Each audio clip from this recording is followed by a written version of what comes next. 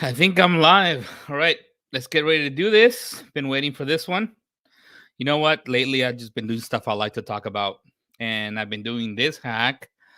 I don't know, so many different times in the last 3 or 4 months that I can't even count. So, been looking forward to sharing this with you. Yes, hacking your brand and website for a fraction of the cost. You know, one thing I've learned over the years is that sometimes people like to make their life hard and it doesn't have to be. So one of the things that I've loved doing is hacking. I've been hacking since I can remember, and hacking does not mean breaking into a server necessarily, or doing something dubious. It's just finding that shortcut that just makes more sense, right? The smooth, the elegant, the pain-free, the simple way of doing things. To me, that's hacking. Finding the way most people have not found yet, because if most people have found it, it's not hacking anymore. It's just copying everybody else. So I love identifying the hacks. Short little story, then I'll keep going.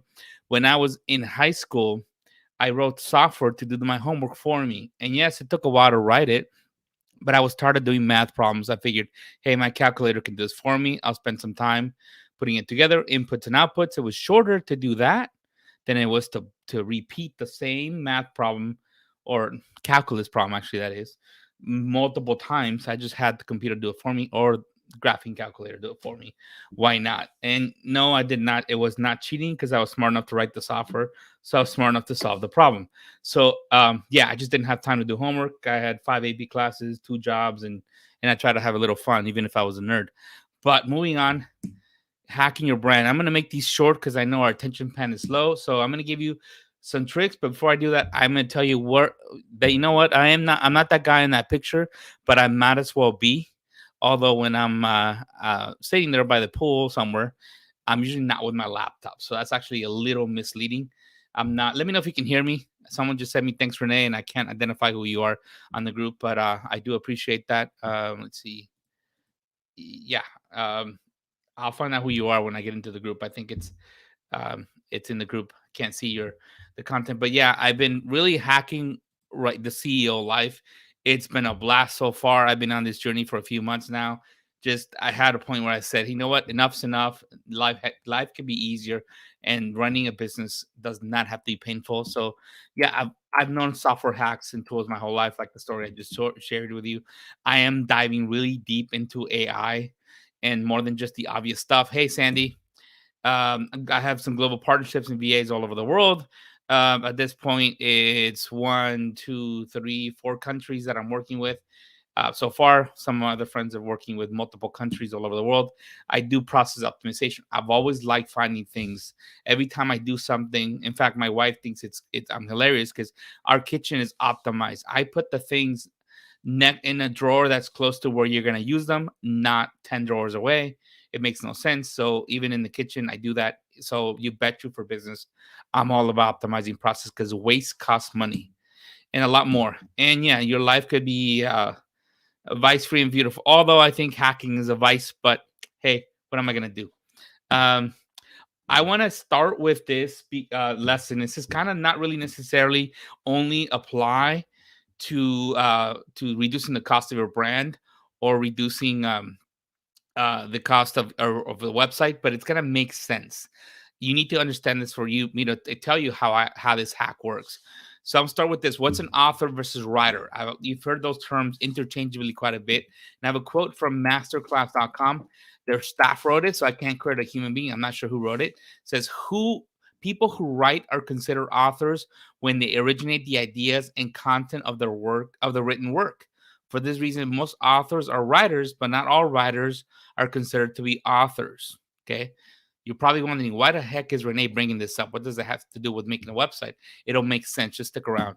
So, what is an author? And I think you're going to get the sense of what I'm talking about just from this next bullet point. Author, you can interchange it with expert, with marketer, branding expert, etc. The person that knows what the heck they're doing, right? And why they're doing it. See, they originate the idea or design of the content. No one needs to be done or what it needs to look like. What's the writer? That's the technician. That's your web developer. That's your graphic designer. Graphic designer and branding expert are completely different things. Some branding experts are good graphic designers. Some graphic designers could be some branding experts. We tend to blend those together and expect people to be both. And guess what? When you expect someone to be both, you know what's going to happen? It's gonna be expensive. So that's the first lesson there. So the writer has the technical skills to do what needs to be done, or the technician. Great for following instructions from author. Yes, you need to understand this lesson here for almost anything you do in your business, because if you don't know how to divide those two things, you won't know how to hire, and you won't know how to reduce costs. Because I'm going to give you one guess. I think I already told you which part of those two is most expensive. Sandy, if you're watching, let me know. You, of course, you're going to slam dunk this one, but which one do you think charges more money? If you're not going to be your own author or your own writer, and you got to hire someone to be the author for some concept, right? That you have an idea, or someone to write it, something that thinks, which one do you think costs more money? Yeah, Ian, I did actually do. I did some of that in high school. I did. Yeah, most people don't know this story because I don't want them to know how nerd I was, but I was pretty nerd. But I had fun too. I went to parties, to my credit.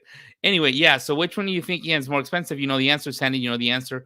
So I'm going to move on. But the idea here is to really understand it's not just for building a website or a brand. Identify who knows how. Like every time somebody says, "Can I get an SEO guy? Can you hire an SEO guy?"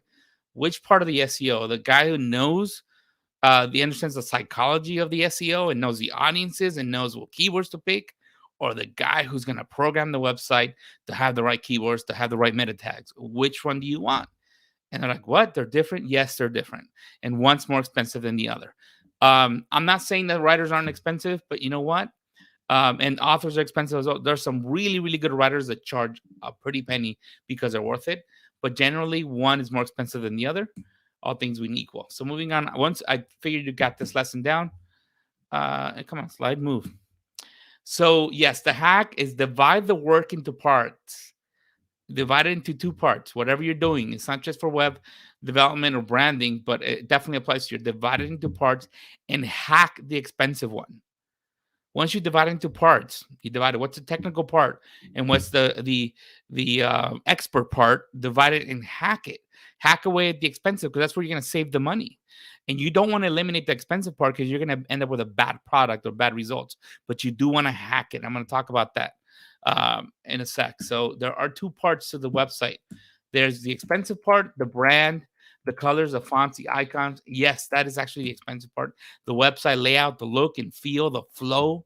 Look at a website. Just look into enough websites in your industry and know, man, this one looks like crap. This one I don't want to do business with.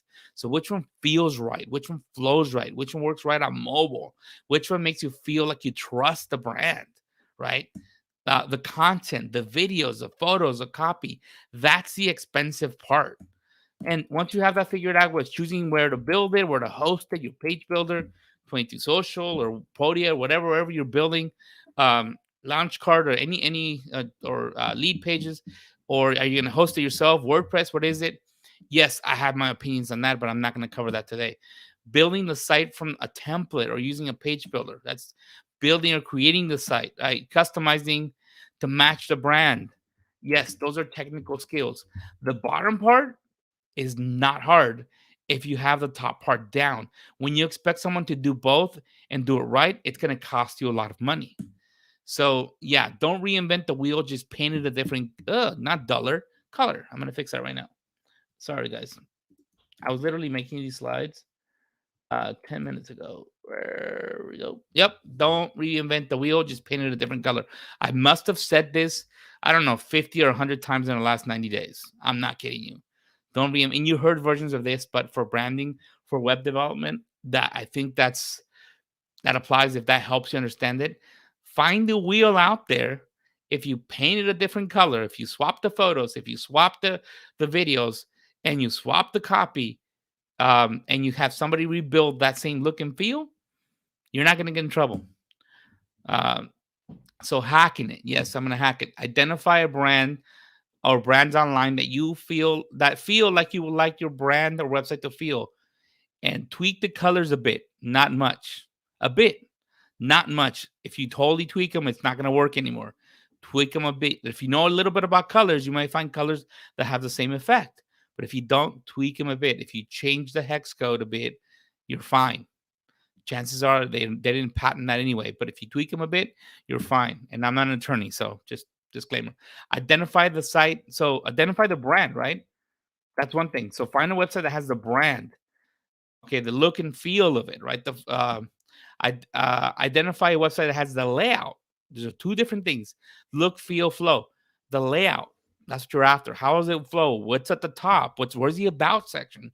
Where's the section? Where's the opt-in button? The look, feel, and flow.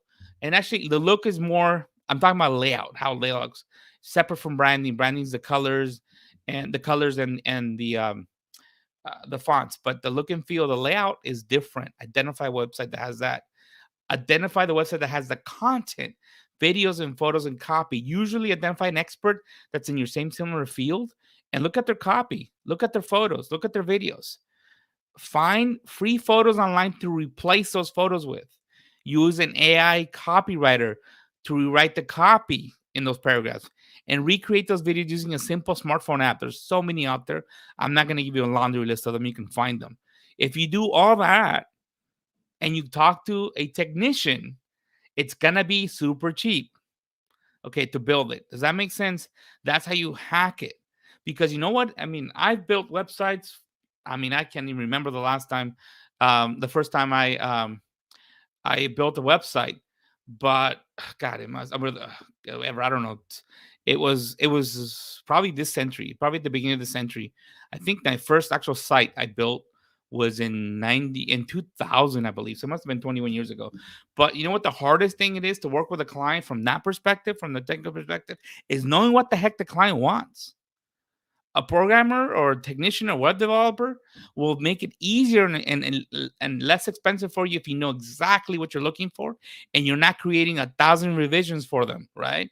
That's what a developer hates the most. So if you have, hey, I want it to look like this site, but or the look and feel and the layout, I wanted to have these colors and these fonts. I want these photos and videos in this copy. If you do that, it's like heaven to them. It's easy to do it. They're not going to overcharge you. Does that make sense? Somebody tell me yes. But that's the hack.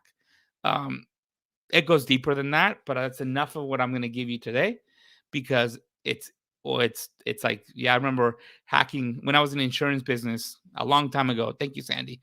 A long time ago, someone wanted to sell me a website for a lot of money, and it was a replicated site. It took me 5 minutes to replicate it.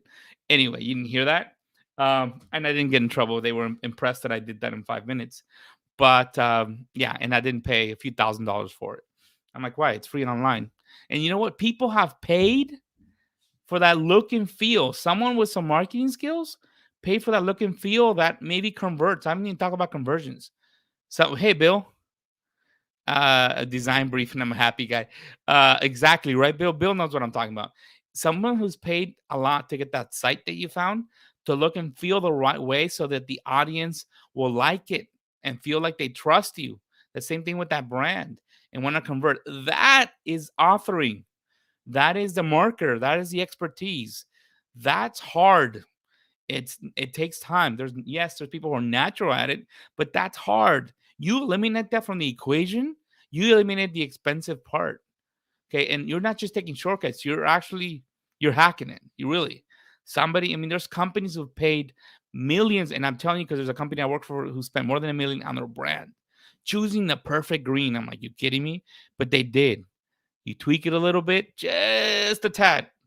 Move that little selector a little off, and you already have a different one. And most people can't tell. And what they spend millions making sure that brand flows well together. I haven't even talked about stories yet, but the way a story is laid out, which it goes into copy. They spend so much money thinking about that. Well, leverage it. It's like if you're an architect and you see a building that looks right, aren't you going to be inspired by it, or are you going to start from scratch? Nothing is original. Okay. So don't worry about it. Don't waste time coming up with something somebody already solved. Don't reinvent the wheel. Just don't reinvent the wheel. Just paint it a different color, if this makes sense. Yeah, and hire a technician to put it all together. Let me see. I replicated a slide I wasn't supposed to. You didn't see that. Yeah, stay tuned for more hacks. And yeah, you know what? I'm building this brand, and you still haven't seen a change since last time I went live a couple weeks ago, I believe. But you're gonna see it. It's coming. I'll see you guys. It might be a couple weeks. I'll try hard to do it next week, but it might be a couple weeks. Or if you're watching the replay, I'll throw some resources in the description of the videos. But see you next time.